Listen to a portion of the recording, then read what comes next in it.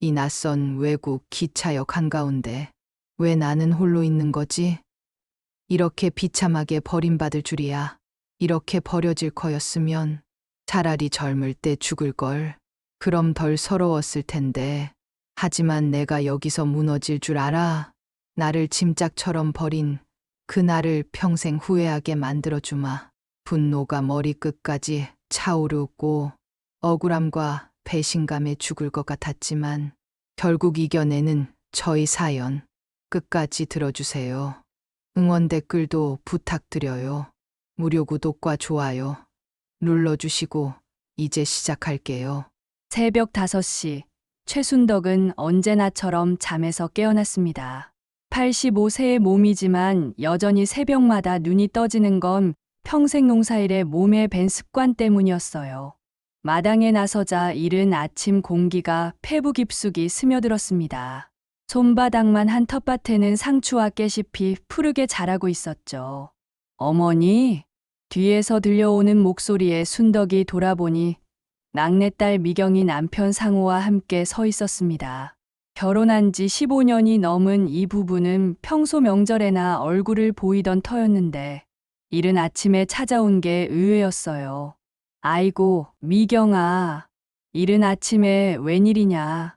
순덕은 앞치마로 손을 닦으며 반가운 듯 말했습니다. 하지만 마음 한편으로는 걱정이 스쳤어요. 혹시 돈이 필요한 건 아닐까? 첫째와 둘째는 이미 오래전부터 재산을 노리고 있다는 걸 알고 있었기에 막내인 미경만큼은 다르기를 바라고 있었거든요. 어머니, 저희가 결정한 게 있어요. 미경이 환한 미소를 지으며 말했습니다. 상호도 옆에서 고개를 끄덕였어요. 이제 저희가 어머니께 제대로 효도할 차례라고 생각해요. 그동안 너무 바빠서 소홀했잖아요. 순덕은 딸의 말에 가슴이 뭉클해졌습니다. 세 자식 중에서 막내만큼은 정말 다르구나 싶었어요. 첫째는 서울로 이사 간 후 연락도 뜸했고, 둘째는 사업이 어렵다며 돈만 달라고 했거든요. 그런데 막내는 이렇게 찾아와 효도하겠다고 하다니. 무슨 효도를 하겠다는 거냐? 너희들 살기도 바쁠 텐데. 순덕이 겸손하게 말하자 상우가 나섰습니다. 어머니, 유럽 여행 가보고 싶지 않으세요? 유럽. 순덕은 그 단어를 되뇌었어요. 텔레비전에서만 보던 그 먼 나라 이야기였습니다. 에펠탑, 베르사유 궁전, 그런 화려한 곳들 말이에요. 저희가 계획을 다 세웠어요. 파리부터 시작해서 기차로 유럽 전체를 도는 거예요. 어머니 평생 고생하셨는데 이제 좋은 구경 한번 시켜드리고 싶거든요. 미경의 목소리에는 진심이 담겨 있어 보였습니다. 순덕은 딸의 얼굴을 바라보며 눈가에 살짝 눈물이 맺혔어요. 평생 이 작은 시골 마을에서만 살아온 자신에게 유럽이라니 꿈에서나 가능한 일이라고 생각했었거든요. 그런 비싼 여행을 내가 어떻게 가냐? 돈도 많이 들 텐데. 순덕이 주저하자 상호가 웃으며 말했습니다. 어머니, 그런 걱정은 안 하셔도 되세요. 저희가 다 준비했어요. 어머니는 그냥 집만 싸시면 되거든요. 그러게요. 어머니 여권부터 만들어야 해요. 내일 당장 구청에 가서 신청하죠. 미경이 들뜬 목소리로 말했습니다. 순덕은 갑작스러운 제안에 어리둥절했지만 동시에 가슴이 두근거렸어요. 평생 한 번도 해보지 못한 여행이라니. 정말 괜찮겠냐? 내가 그럼 멀리까지 가도 되는 거냐? 당연하죠. 어머니도 이제 좋은 구경 한번 하셔야죠. 평생 자식들만 키우시느라 고생하셨잖아요. 상호의 말에 순덕은 더 이상 거절할 수가 없었습니다. 딸과 사위의 진심 어린 제안에 마음이 움직인 거예요. 그날 오후 미경과 함께 구청에 간 순덕은 생전 처음으로 여권 사진을 찍었습니다. 사진관 아저씨가 웃으라고 하니 입가에 미소가 지어졌어요. 이 나이에 여권을 만든다니 신기한 일이었습니다. 이웃집 경숙이 담장 너머로 말을 걸어왔어요. 순덕이 언니, 요즘 좋은 일이 있나 봐요? 얼굴에 웃음이 가득하네. 유럽 여행을 간단다. 막내 부부가 효도 여행을 보내준다고 하더라고.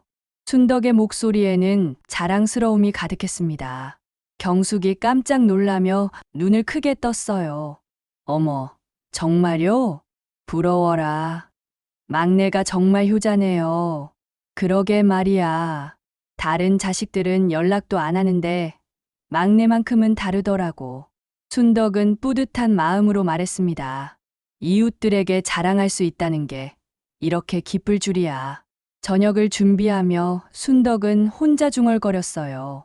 에펠탑도 보고 기차도 타고 꿈 같은 일이구나. 그녀의 얼굴에는 설렘이 가득했습니다. 평생 자식들만 바라보고 살아온 인생에서 자신을 위한 시간이 생긴다는 게 믿기지 않았어요. 며칠 후 여권이 나왔습니다. 순덕은 여권을 받아들고 한참을 바라보았어요. 자신의 사진이 박힌 그 작은 책자가 새로운 세상으로의 문처럼 느껴졌습니다. 미경이 전화를 걸어왔어요.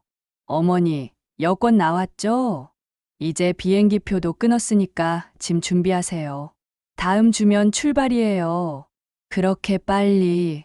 순덕은 놀라면서도 기뻤습니다. 너무 오래 기다리면 꿈이 사라질까봐 걱정했었거든요. 네, 날씨 좋을 때 가야죠. 어머니 옷도 새로 사드릴게요. 유럽에서 입으실 예쁜 옷으로요. 미경의 배려에 순덕은 또 한 번 감동했습니다. 이런 딸을 둔 게 얼마나 감사한 일인지 몰라요. 그날 밤 순덕은 오랜만에 설렘으로 잠들지 못했습니다. 창밖을 바라보며 생각했어요. 내일부터는 여행 준비를 해야겠구나. 이 나이에 이런 기회가 올 줄이야. 평생 이 작은 마을에서만 살아온 최순덕에게 유럽 여행은 꿈 같은 일이었습니다. 막내딸 부부의 효도 덕분에 새로운 세상을 볼 수 있게 된 거죠. 그녀는 설렘 가득한 마음으로 다가올 여행을 기다렸습니다. 15시간의 긴 비행 끝에 샤를 드골 공항에 발을 디딘 순간 최순덕은 꿈을 꾸는 것 같았습니다. 공항 건물의 웅장함부터가 지금까지 살아온 세상과는 완전히 달랐어요. 높은 천장과 반짝이는 바닥, 그리고 사방에서 들려오는 낯선 언어들. 어머니, 어떠세요? 파리에 도착했어요.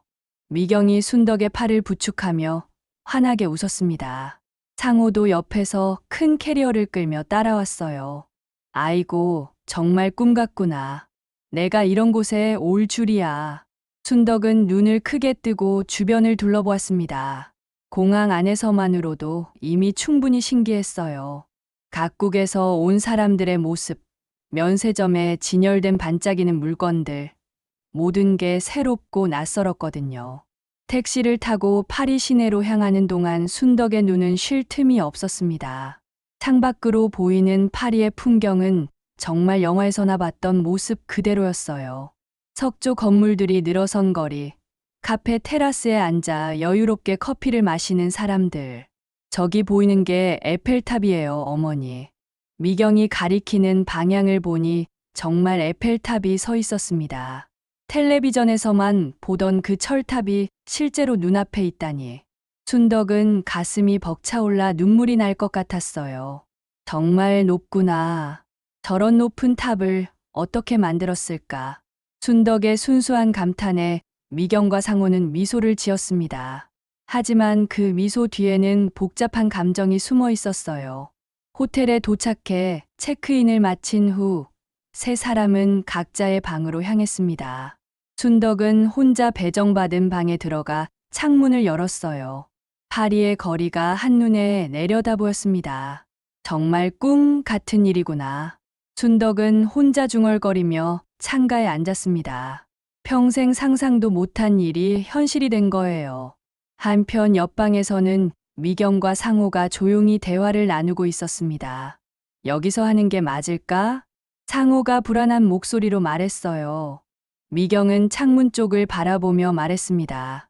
지금 아니면 언제 할 건데? 우리 빚 때문에 집도 넘어가게 생겼잖아. 그렇지만 어머니는 우리를 믿고 따라온 건데. 상호의 목소리에는 양심의 가책이 느껴졌습니다.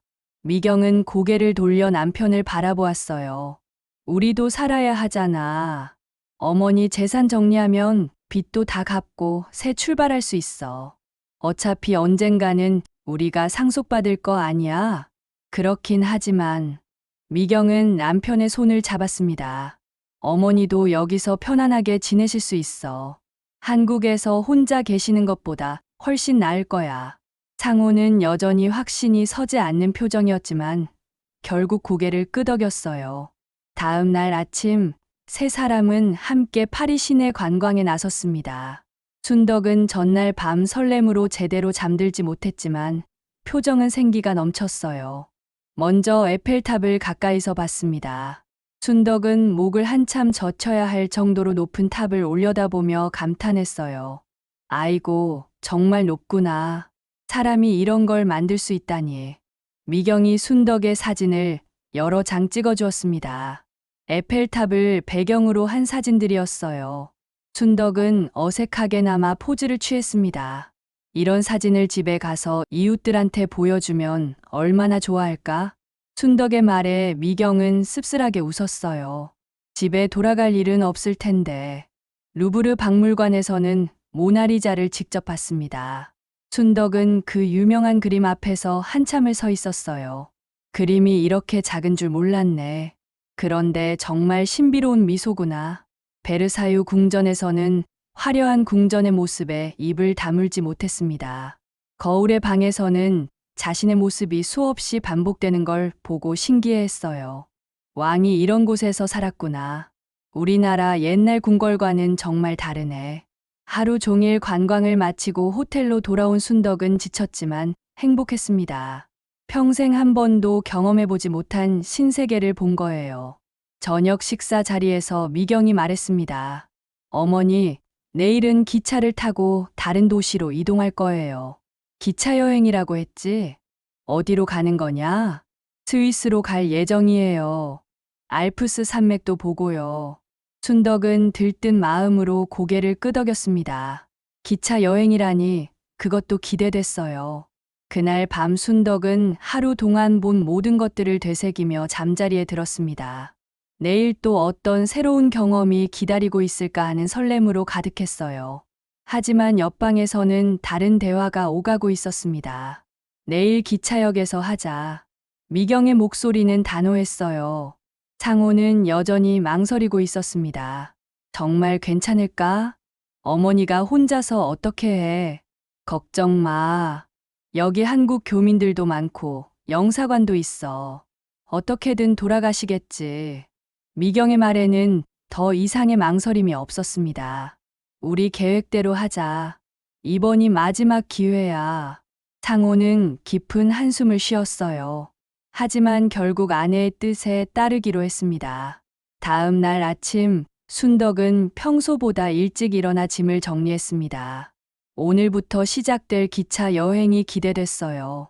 미경과 상호도 일찍 일어나 짐을 챙겼지만 그들의 표정은 어딘지 어둡고 무거워 보였습니다. 호텔을 체크아웃하고 택시를 타고 기차역으로 향했습니다. 순덕은 창밖 풍경을 바라보며 아쉬워했어요. 파리 구경을 더 하고 싶었는데 그래도 다른 곳도 볼 수 있으니 좋구나. 미경과 상호는 서로 눈빛을 주고받았습니다. 오늘이 디데이였어요. 기차역에 도착하자 많은 사람들이 북적이고 있었습니다. 여기서 기차를 타는 거냐? 네, 어머니. 여기서 스위스로 가는 기차를 타요. 미경의 대답에 순덕은 고개를 끄덕였습니다. 하지만 마음 한편으로는 알 수 없는 불안감이 스치고 지나갔어요. 딸과 사위의 표정이 어딘지 이상했거든요. 하지만 그 불안감을 떨쳐내려 애썼습니다. 기분 좋은 여행을 망치고 싶지 않았거든요. 운명의 순간이 다가오고 있었습니다. 파리 북역은 아침부터 사람들로 붐볐습니다. 미경이 어머니의 팔을 부축하며 말했습니다. 어머니, 여기 앉아서 기다리세요. 저희가 표를 확인하고 올게요. 순덕은 딸이 가리키는 대리석 벤치에 앉았어요. 무거운 가방을 옆에 두고 주변을 둘러보았습니다. 높은 천장과 거대한 전광판, 그리고 끊임없이 오가는 사람들. 모든 게 신기했어요. 그런데 좀 복잡하네. 길을 잃으면 어쩌지? 순덕의 중얼거림을 들은 미경이 안심시키듯 말했습니다. 걱정 마세요. 저희가 다 알아서 할게요. 여기서 잠깐만 기다리세요. 상호가 큰 캐리어를 끌며 미경 뒤를 따랐습니다. 두 사람은 매표소 쪽으로 걸어가면서 서로 눈짓을 주고받았어요. 정말 하는 거야. 상호가 작은 목소리로 물었습니다. 미경은 단호하게 고개를 끄덕였어요. 지금 아니면 안 돼. 우리 빚 때문에 다음 주면 집도 경매로 넘어간다고. 그렇지만 어머니가 여기서 혼자 어떡해? 미경은 남편의 손을 꽉 잡았습니다. 교민센터도 있고 영사관도 있어. 어떻게든 방법을 찾으실 거야. 우리가 파산하는 것보다 낫잖아.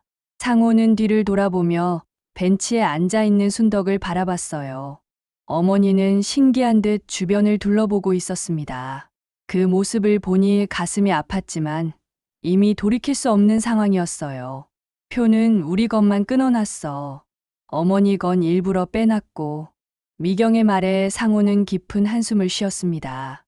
정말 이게 맞는 건가? 이미 늦었어. 어머니 통장도 정리했고 집 명의도 우리로 넘어왔잖아. 두 사람은 매표소 근처에서 시간을 끌었습니다. 순덕이 의심하지 않도록 충분한 시간이 지나야 했어요.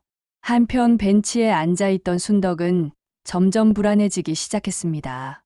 너무 오래 기다리고 있는 것 같았어요. 주변 사람들은 모두 바쁘게 오가는데 혼자만 덩그러니 앉아있으니 어색했습니다. 벌써 30분이 넘게 지난 것 같은데. 순덕은 손목시계를 확인했어요. 분명 잠깐만 기다리라고 했는데 왜 이렇게 오래 걸리는지 모르겠었습니다. 그때 멀리서 미경과 상호가 돌아오는 게 보였어요. 하지만 그들의 표정은 어둡고 무거워 보였습니다. 어머니, 죄송해요. 표에 문제가 있어서 시간이 걸렸네요. 미경이 순덕 앞에 와서 말했습니다. 상호는 고개를 숙인 채 말이 없었어요. 무슨 문제가 있었던 거냐? 순덕이 걱정스럽게 물었습니다. 미경은 잠시 망설이다가 입을 열었어요. 어머니 표만 시간이 다른 거예요.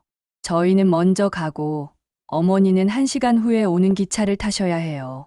그럼 따로 가는 건가? 네, 그런데 괜찮아요. 스위스에서 만나기로 했으니까요. 순덕은 뭔가 이상하다는 생각이 들었어요. 왜 표를 같이 끊지 않았을까? 하지만 딸의 말을 의심할 수는 없었습니다. 혼자 가도 되겠냐? 길도 모르는데. 걱정 마세요. 기차 안에서 안내원이 도와줄 거예요. 그리고 이거 드릴게요. 미경이 종이 한 장을 건넸습니다. 거기에는 스위스 호텔 주소가 적혀 있었어요. 여기로 가시면 돼요. 택시 기사한테 이거 보여주시고요. 순덕은 그 종이를 받아 가방에 조심스럽게 넣었습니다. 그럼 저희는 먼저 가볼게요. 어머니는 여기서 1시간 더 기다리시다가 기차 타세요.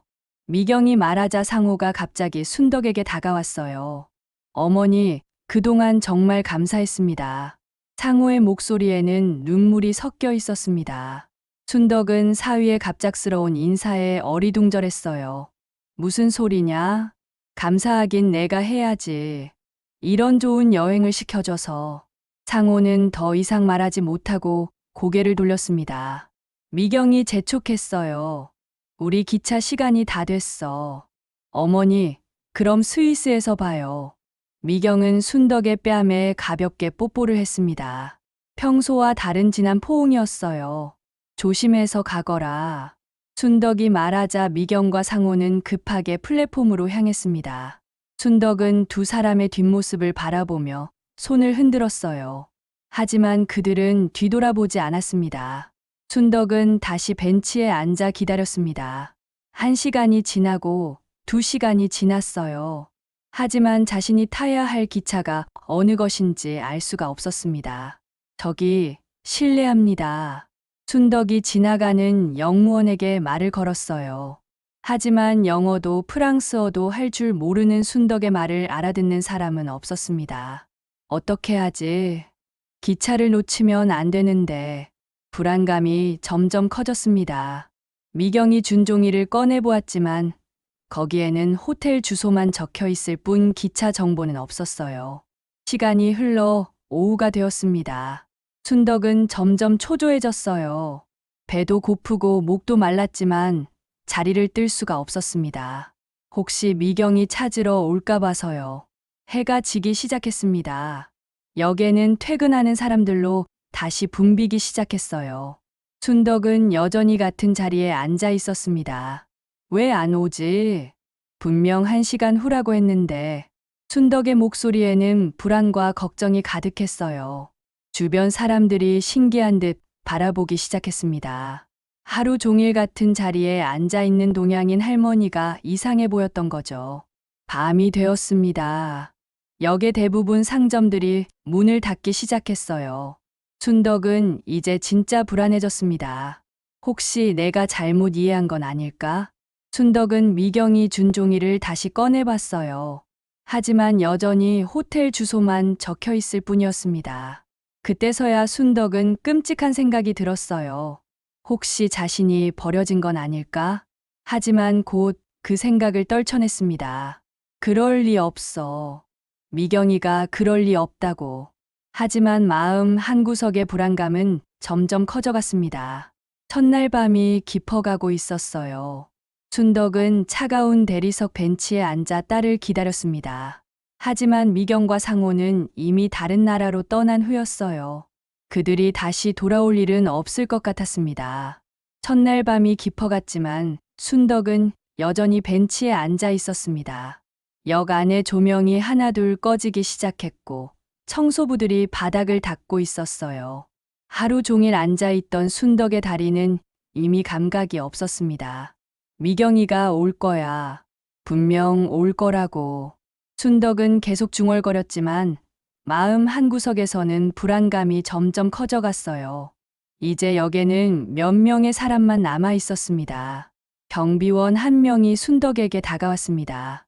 프랑스어로 뭔가 말하고 있었지만 순덕은 알아들을 수 없었어요. 손짓 발짓으로 나가라는 것 같았습니다. 아니에요. 딸을 기다리고 있어요. 순덕이 한국말로 대답했지만 경비원은 이해하지 못했어요. 계속 밖으로 나가라는 손짓을 했습니다. 결국 순덕은 무거운 가방을 끌고 역 밖으로 나와야 했습니다.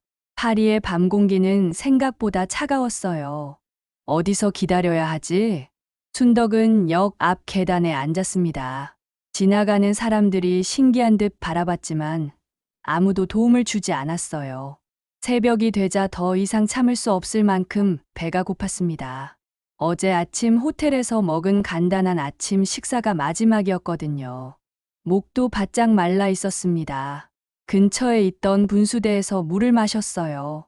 차가운 물이 목을 타고 내려가니 조금은 나아졌습니다. 하지만 배고픔은 어쩔 수가 없었어요. 쓰레기통 근처에서 버려진 빵 조각을 발견했습니다. 내가 지금 뭘 하고 있는 거지?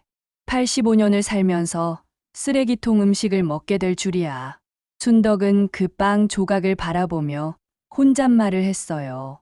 평생 이런 일은 상상도 해본 적 없었지만 너무 배가 고팠습니다. 그래도 먹어야 살지. 죽을 수는 없어. 결국 그 빵을 주워 먹었어요. 딱딱하고 맛없었지만 어쩔 수 없었습니다. 내가 뭘 잘못했길래 이런 꼴이 됐을까. 평생 남한테 손 한 번 안 벌리고 살았는데. 순덕의 눈에서 눈물이 흘렀습니다. 이제는 쓰레기통을 뒤져야 하는 처지가 된 거예요. 둘째 날이 밝았습니다. 순덕은 역 앞에서 밤새 잠들지 못했어요. 추위와 걱정 때문에 눈을 붙일 수가 없었습니다. 역에서 일하는 사람들이 하나둘 나타나기 시작했어요. 순덕은 다시 역 안으로 들어가려 했지만 어제 그 경비원이 막았습니다.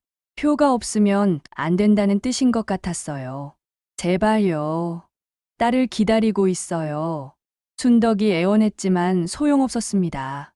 경비원은 단호하게 고개를 저었어요. 결국 순덕은 역 밖에서 하루를 더 보내야 했습니다.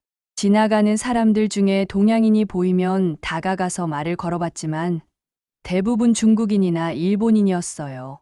한국말을 할 줄 아는 사람은 없었습니다. 오후가 되자 비가 내리기 시작했습니다. 순덕은 처마 밑으로 피했지만 옷이 다 젖었어요.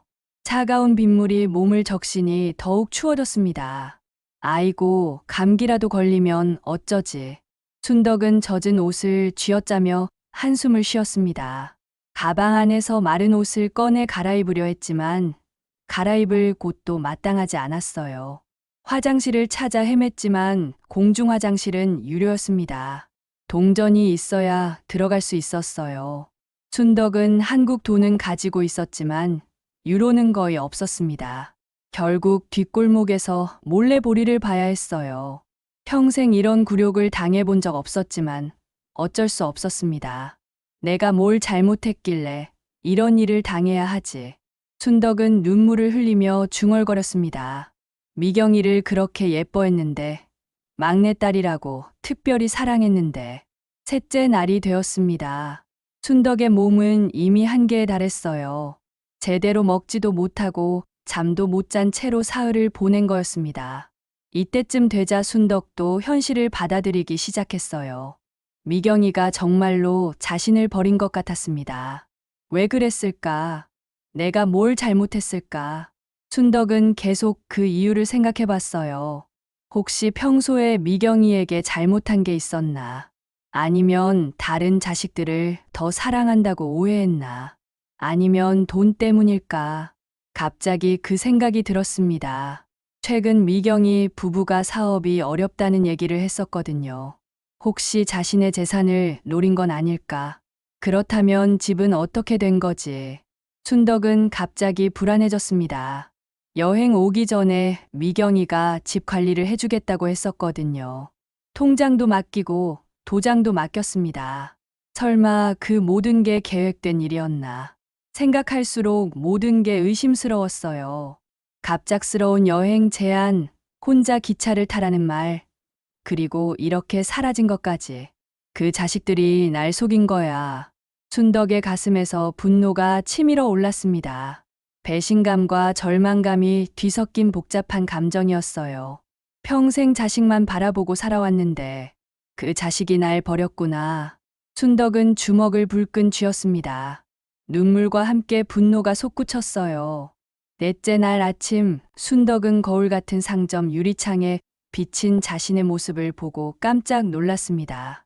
며칠 사이에 완전히 다른 사람이 된 것 같았어요. 머리는 헝클어져 있고 옷은 더러워져 있었습니다. 이게 내 모습인가? 순덕은 자신의 처참한 모습에 울음이 터졌습니다. 하지만 이제는 슬픔보다 분노가 더 컸어요.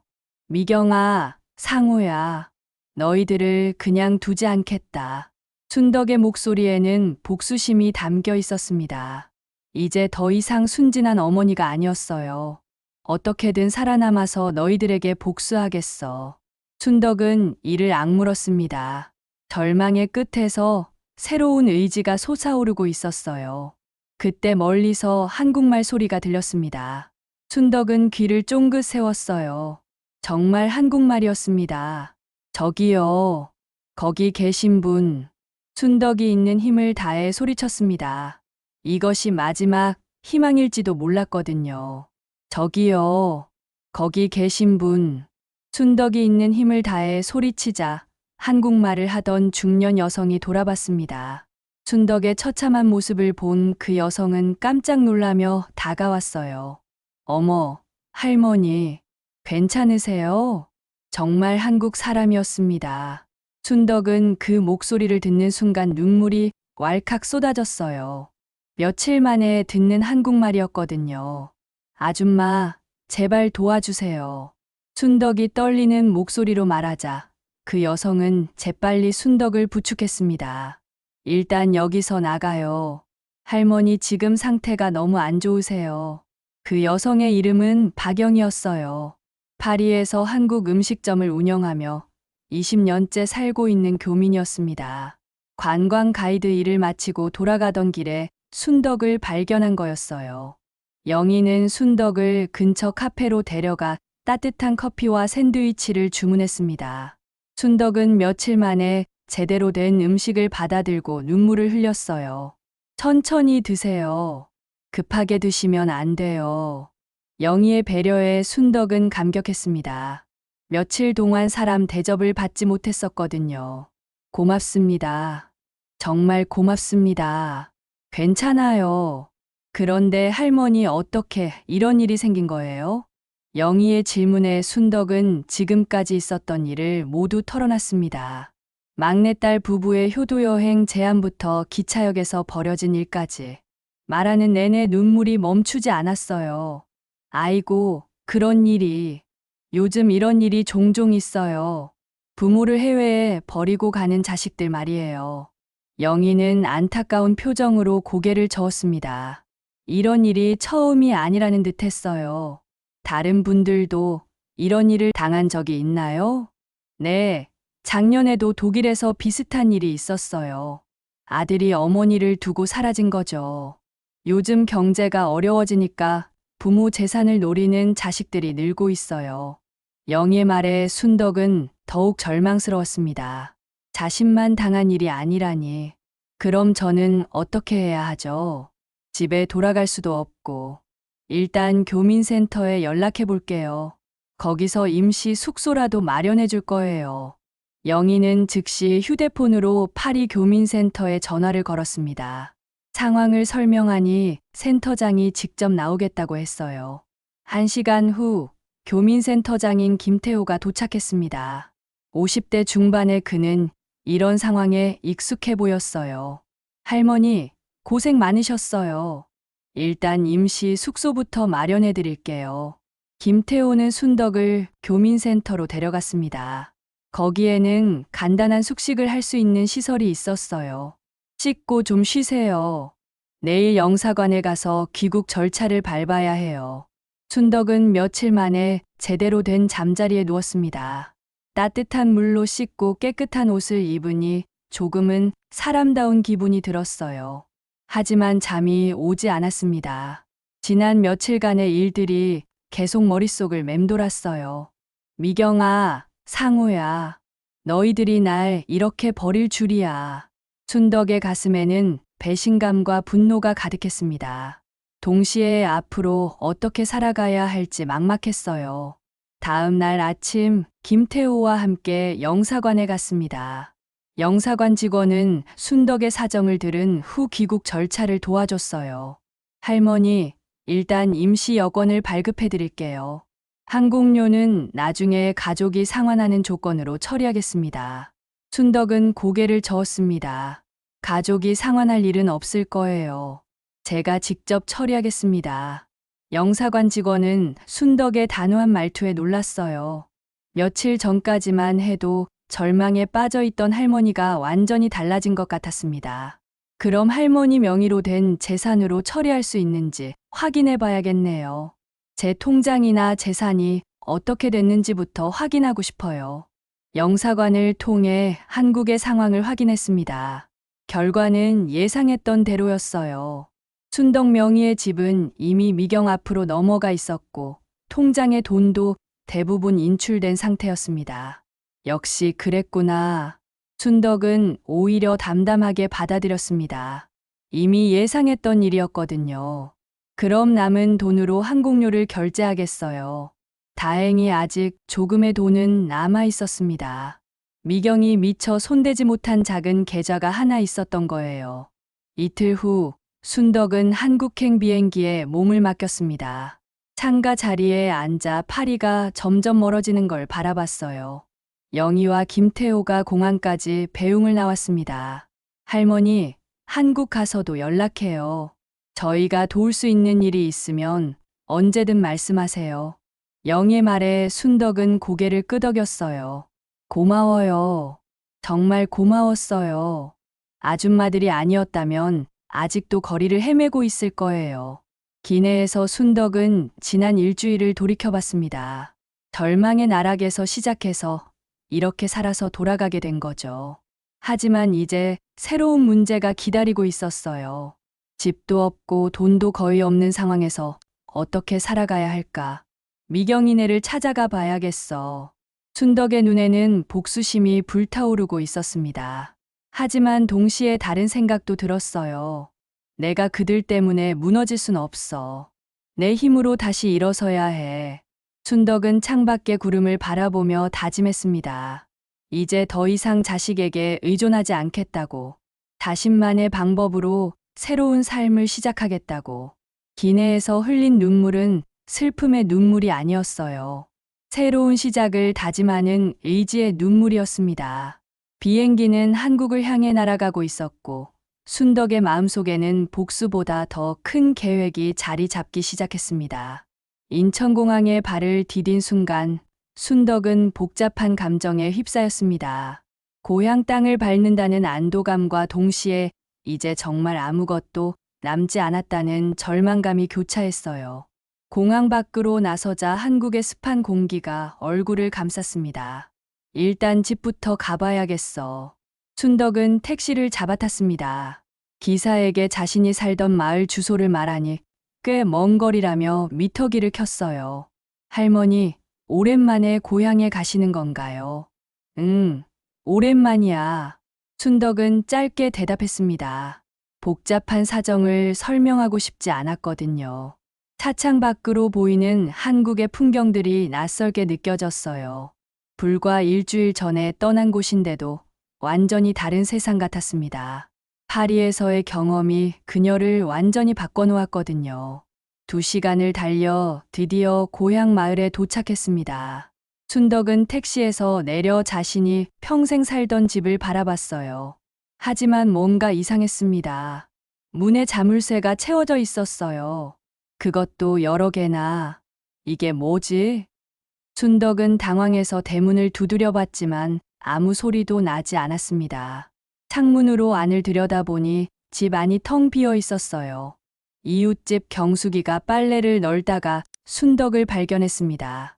어머, 순덕이 언니, 언제 오셨어요? 경숙아, 우리 집이 왜 이래? 자물쇠가 왜 이렇게 많이 채워져 있지? 경숙이는 난처한 표정을 지었어요. 언니, 그게 미경이가 와서 집을 정리하더니 며칠 전에 새 주인이 왔어요. 뭐라고? 순덕은 믿을 수 없다는 표정이었습니다. 미경이가 집을 팔았다고 했어요. 언니가 유럽에 정착하기로 했다면서요. 순덕의 다리에 힘이 빠졌습니다. 예상했던 일이었지만 막상 현실로 닥치니 충격이 컸어요. 그럼 내 물건들은 어떻게 됐어? 미경이가 다 가져갔어요. 중요한 건 챙겨간다고 하더라고요. 순덕은 주저앉을 뻔했습니다. 정말로 아무것도 남지 않은 거였어요. 경숙이가 순덕을 부축했습니다. 언니, 일단 우리 집에서 쉬어요. 자세한 얘기 들어볼게요. 경숙이 집에서 순덕은 지난 일주일간 있었던 모든 일을 털어놨습니다. 경숙이는 듣는 내내 혀를 찼어요. 아이고, 그런 일이. 미경이가 그럴 줄이야. 경숙이도 충격을 받은 것 같았습니다. 그럼 미경이는 어디 갔는지 알아? 그것도 몰라요. 짐 빼고 나서 연락이 안 되거든요. 전화도 받지 않고. 순덕의 가슴에 분노가 치밀었습니다. 그 자식들을 찾아야 해. 어디 숨어 있든 찾아내겠어. 언니, 진정해요. 일단 몸부터 추스르고 생각해봐요. 그날 밤 순덕은 경숙이 집에서 잠을 잤습니다. 하지만 잠이 오지 않았어요. 머릿속에는 복수에 대한 생각만 가득했습니다. 내일부터 미경이를 찾아보자. 다음 날 아침 순덕은 미경이 부부의 행적을 쫓기 시작했습니다. 먼저 그들이 살던 아파트로 갔어요. 하지만 거기도 이미 비어 있었습니다. 부동산에 가서 물어보니 한 달 전에 전세 계약을 해지했다고 했어요. 새 주소는 남기지 않았나요? 죄송해요. 그런 건 안 남겼어요.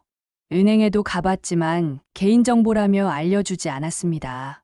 경찰서에 가서 신고하려 했지만 사기 혐의를 입증하기 어렵다는 말만 들었어요. 가족 간의 재산 이전은 법적으로 문제가 없다는 거였습니다. 며칠을 헤매도 미경이 부부의 행방을 찾을 수 없었습니다. 그들은 완전히 자취를 감춘 상태였어요. 일주일 후 순덕은 경숙이 집에서 나와야 했습니다. 아무리 친한 사이라도 계속 얹혀 살 수는 없었거든요. 언니, 좀 더 계세요. 괜찮아요. 경숙이가 만류했지만 순덕은 고개를 저었습니다. 아니야. 내가 내 힘으로 해결해야 해. 순덕은 근처 모텔에 방을 잡았어요. 하루 5만 원짜리 싼 방이었습니다. 남은 돈으로는 며칠 버틸 수 있을 정도였어요. 모텔 방에서 혼자 앉아 있으니 절망감이 몰려왔습니다. 85세의 나이에 갈 곳도 없고 의지할 사람도 없었어요. 어떻게 살아가지? 순덕은 눈물을 흘렸습니다. 하지만 포기할 수는 없었어요. 파리 기차역에서 며칠을 버텨낸 자신이었으니까요. 그때 문득 파리에서 만났던 영희의 말이 떠올랐습니다. 요즘 이런 일이 종종 있어요. 부모를 버리는 자식들이 늘고 있거든요. 나 같은 사람이 또 있을 거야. 순덕은 갑자기 생각이 났어요. 자신처럼 자식에게 버림받은 노인들이 분명 더 있을 거라고. 그런 사람들끼리 모여서 살 수 있지 않을까. 작은 희망이 생겼습니다. 복수보다는 새로운 삶을 개척해야겠다는 생각이 들었어요.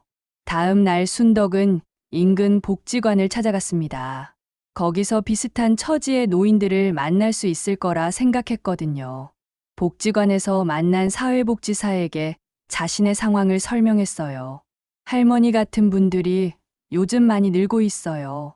가족 갈등으로 고생하시는 어르신들이 많거든요. 그런 분들이 모여서 함께 살 수 있는 방법이 없을까요? 공동생활을 말씀하시는 건가요? 네, 서로 의지하면서 살아갈 수 있지 않을까요? 사회복지사는 관심 있는 표정을 지었습니다. 좋은 아이디어네요. 정부에서도 그런 프로그램을 지원하고 있어요. 순덕은 처음으로 희망을 느꼈습니다. 복수가 아닌 새로운 출발을 위한 희망이었어요.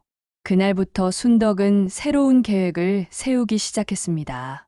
자신과 같은 처지의 사람들을 모아서 함께 살아갈 방법을 찾는 거였어요. 미경이네에 대한 분노는 여전했지만 그보다는 새로운 삶에 대한 의지가 더 컸습니다. 나를 버린 자식들 때문에 내가 무너질 순 없어. 내가 더 나은 가족을 만들면 되잖아. 순덕의 눈에는 새로운 결심이 타오르고 있었습니다. 이제 과거에 얽매이지 않고 미래를 바라보기 시작한 거예요. 복수보다 더 큰 꿈을 향해 첫걸음을 내딛는 순간이었습니다.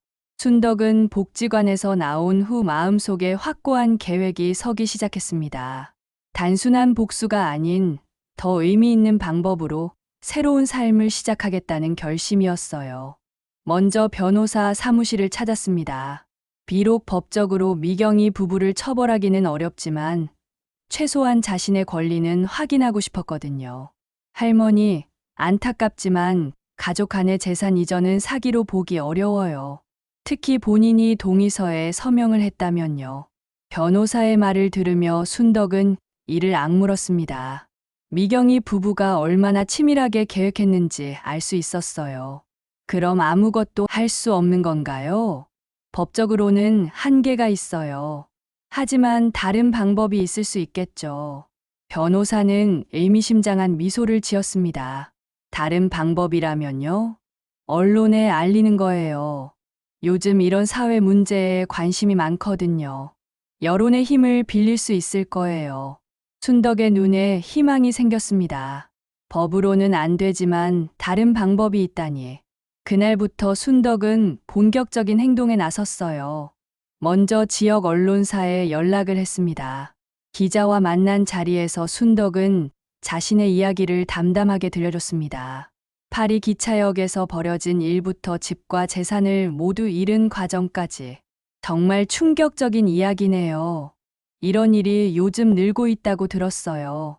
젊은 기자는 순덕의 이야기에 깊이 공감했습니다. 저는 복수를 위해서가 아니라 저와 같은 처지의 분들을 돕고 싶어서 나선 거예요. 그 말씀은 무슨 뜻인가요? 순덕은 자신이 계획하고 있는 일을 설명했어요. 자식에게 버림받은 노인들이 모여서 함께 살 수 있는 공간을 만들겠다고. 정말 좋은 취지네요. 꼭 기사로 써드릴게요. 일주일 후 기사가 났습니다. 파리 기차역에 버려진 85세 할머니의 새로운 도전이라는 제목이었어요. 기사가 나자 반응이 폭발적이었습니다. 독자들의 댓글이 수백 개씩 달렸고 비슷한 경험을 한 사람들의 제보도 쏟아졌어요. 텔레비전 방송국에서도 연락이 왔습니다. 인터뷰 요청이었어요. 할머니, 방송에 나오시겠어요? 더 많은 사람들에게 알릴 수 있을 거예요. 순덕은 망설이지 않고 승낙했습니다. 방송이 나간 후 더욱 큰 반향이 일었어요. 시청자들로부터 후원 전화가 빗발쳤고 비슷한 처지의 노인들이 연락을 해왔습니다. 그 중에서도 특히 인상적인 사람이 있었어요. 78세의 이명순 할머니였습니다. 저도 아들한테 버림받았어요. 며느리가 시설에 보내려고 해서 집을 나왔거든요. 명순이는 순덕과 비슷한 처지였습니다. 자식들의 냉대를 받다가 결국 집을 나온 거였어요. 우리 같은 사람들이 모여서 살면 좋겠어요. 명순이의 말에 순덕은 더욱 확신을 갖게 되었습니다. 며칠 후 또 다른 할머니가 찾아왔어요. 80세의 박금자 할머니였습니다. 저는 딸한테 사기를 당했어요. 전 재산을 넘겨줬는데 요양원에 버렸거든요. 금자의 이야기도 순덕과 크게 다르지 않았어요. 자식을 믿었다가 배신당한 거였죠. 이렇게 세 할머니가 모였습니다. 모두 자식에게 버림받은 공통의 아픔을 가지고 있었어요. 우리가 함께 살 집을 구해봐요. 순덕의 제안에 다른 두 할머니도 동의했습니다. 후원금으로 시골에 있는 작은 한옥을 구입할 수 있었어요. 낡긴 했지만 세 할머니가 함께 살기에는 충분한 크기였습니다. 집을 수리하는 동안 더 많은 사람들이 도움을 줬어요. 목수 아저씨는 무료로 공사를 해줬고 페인트 칠은 자원봉사자들이 도와줬습니다. 할머니들이 정말 대단해요.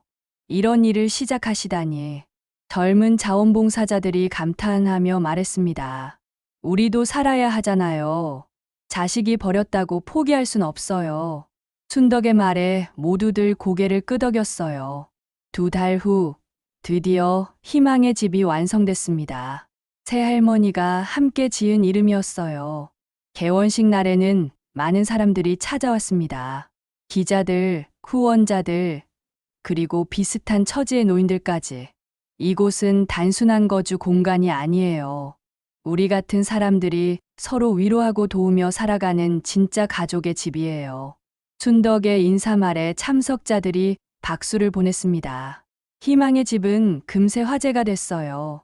전국에서 비슷한 처지의 노인들이 찾아왔고 도움을 주려는 사람들도 늘었습니다. 할머니, 정부에서도 관심을 가지고 있어요. 이런 모델을 전국적으로 확산시키고 싶어 한다고 해요. 복지관 직원이 기쁜 소식을 전했습니다. 정말요?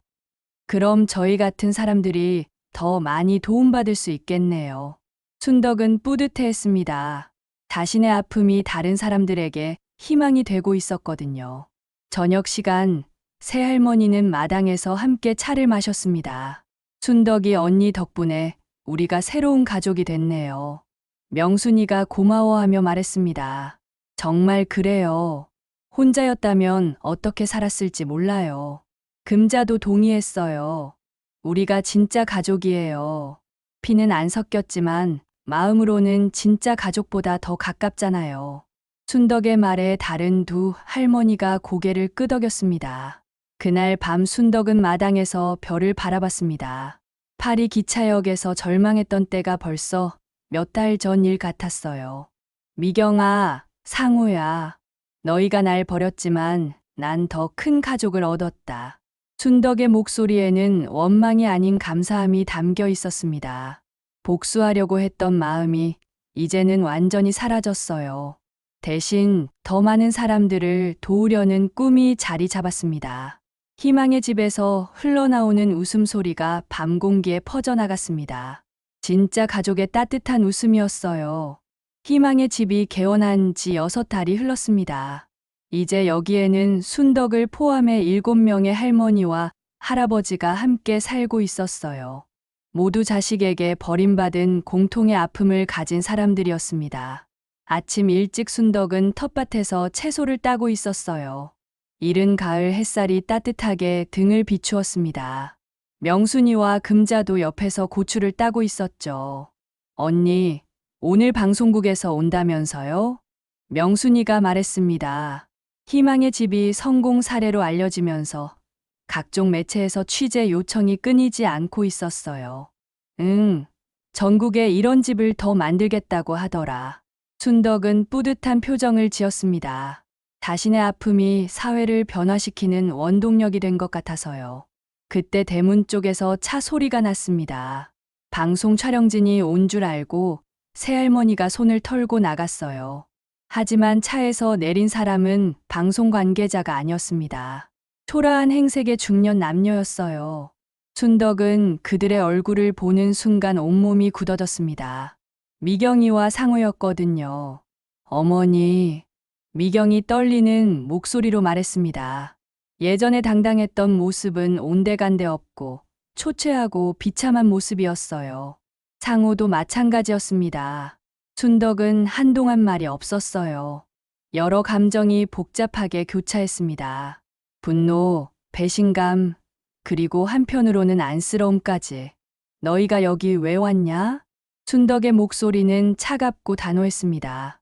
어머니, 저희가 잘못했어요. 미경이 무릎을 꿇었습니다.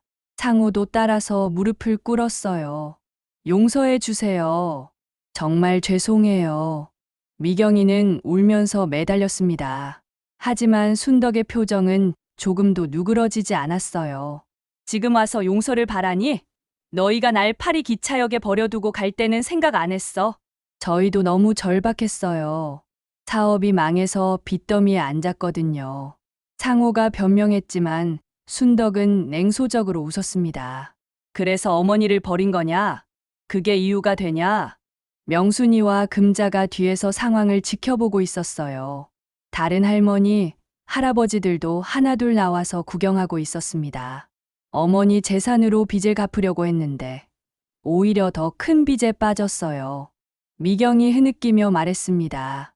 어머니 집을 판 돈으로 사업을 하려고 했는데 사기를 당했어요. 지금은 살 곳도 없어요. 상호의 말에 순덕은 비웃음을 터뜨렸습니다. 그래서 이제 와서 용서를 구하는 거냐? 돈이 떨어지니까? 아니에요. 정말 잘못했다는 걸 깨달았어요. 미경이 더욱 간절히 매달렸습니다. 방송에서 어머니 이야기 보고 너무 죄송했어요. 어머니가 그런 고생을 하신 줄 몰랐어요. 순덕은 팔짱을 끼고 차갑게 내려다봤습니다. 이제 와서 모른다고? 파리에서 내가 얼마나 참혹하게 살았는지 생각해봤냐? 정말 죄송해요. 다시는 그런 일 안 할게요. 미경이 계속 애원했지만 순덕의 마음은 움직이지 않았어요. 그때 명순이가 다가왔습니다. 순덕이 언니, 그만해요. 명순이의 말에 순덕이 돌아봤어요. 언니도 이제 새로운 가족이 생겼잖아요. 과거에 매달릴 필요 없어요. 금자도 고개를 끄덕였습니다. 맞아요. 우리가 진짜 가족이에요. 다른 할머니, 할아버지들도 순덕 편에 서서 응원해줬어요. 순덕은 주변을 둘러봤습니다. 자신을 진심으로 아끼고 걱정해주는 사람들이 있었어요. 혈연으로 맺어진 가족보다 더 진실한 가족들이었습니다. 다시 미경이 부부를 내려다봤어요. 이제 그들이 불쌍하게만 보였습니다. 일어나라. 순덕의 말에 미경이 부부가 조심스럽게 일어났어요. 너희를 용서하지는 않겠다. 하지만 원망하지도 않겠다. 미경이 희망을 품고 순덕을 바라봤습니다. 내 자식은 그날 파리 기차역에서 죽었다. 너희는 이제 남보다 못한 존재야. 순덕의 차가운 말에 미경이 얼굴이 하얗게 질렸어요. 다신 내 앞에 나타나지 마라. 그만 가라. 더 이상 볼 것도 없다. 순덕은 고개를 돌렸습니다. 미경이와 상호는 더 이상할 말이 없었어요. 어머니, 미경이 마지막으로 한 번 더 불렀지만 순덕은 대답하지 않았습니다. 결국 그들은 차를 타고 떠났어요. 뒤돌아보지도 않았습니다. 순덕은 그들의 차가 완전히 사라질 때까지 서 있었어요. 그리고 깊은 한숨을 쉬었습니다. 언니, 괜찮아요. 명순이가 순덕의 어깨에 손을 올렸습니다. 응, 이제 정말 끝났어. 순덕은 고개를 끄덕였어요. 마음이 후련했습니다. 그날 저녁, 희망의 집 식구들은 모두 함께 저녁을 먹었어요. 순덕이 직접 담근 김치와 텃밭에서 기른 채소로 만든 소박한 밥상이었습니다. 언니, 오늘 잘했어요. 막내인 70세 박철수 할아버지가 말했습니다. 저런 자식들은 용서해주면 안 되죠. 다들 순덕의 결정을 지지했어요. 내가 그들을 용서했다면 여기 있는 우리 가족들에게 미안했을 거야. 순덕의 말에 모두들 고개를 끄덕였습니다. 식사를 마친 후 순덕은 마당에 나가 별을 바라봤어요. 이제 정말로 모든 게 끝난 것 같았습니다. 명순이가 옆에 와서 함께 하늘을 바라봤어요. 언니, 후회 안 해요? 전혀 안 해. 오히려 시원해. 순덕은 진심으로 말했습니다. 우리가 만든 이 가족이 진짜 가족이야. 피보다 진한 가족 말이야. 맞아요. 서로 선택해서 만든 가족이니까 더 소중하죠. 명순이의 말에 순덕은 미소를 지었습니다. 마당에서는 다른 가족들의 웃음소리가 들려왔어요. 텔레비전을 보며 함께 웃고 있는 소리였습니다. 내일부터 또 새로운 사람들이 올 거야. 순덕은 희망에 찬 목소리로 말했습니다. 전국에 이런 집이 더 많이 생긴다면서요. 응, 우리 같은 사람들이 더 이상 혼자가 아니라는 걸 보여주는 거야. 순덕의 눈빛은 확신에 차 있었습니다. 복수가 아닌 사랑으로, 절망이 아닌 희망으로 새로운 세상을 만들어가고 있었거든요. 희망의 집에서 흘러나오는 웃음소리가 밤하늘에 퍼져나갔습니다. 진짜 가족의 따뜻하고 행복한 웃음이었습니다. 아무리 힘든 시기가 와도 새롭게 사라지는 것이 인생인가 봅니다. 모두 힘내시고 구독과 좋아요로 다음 이야기도 함께해요.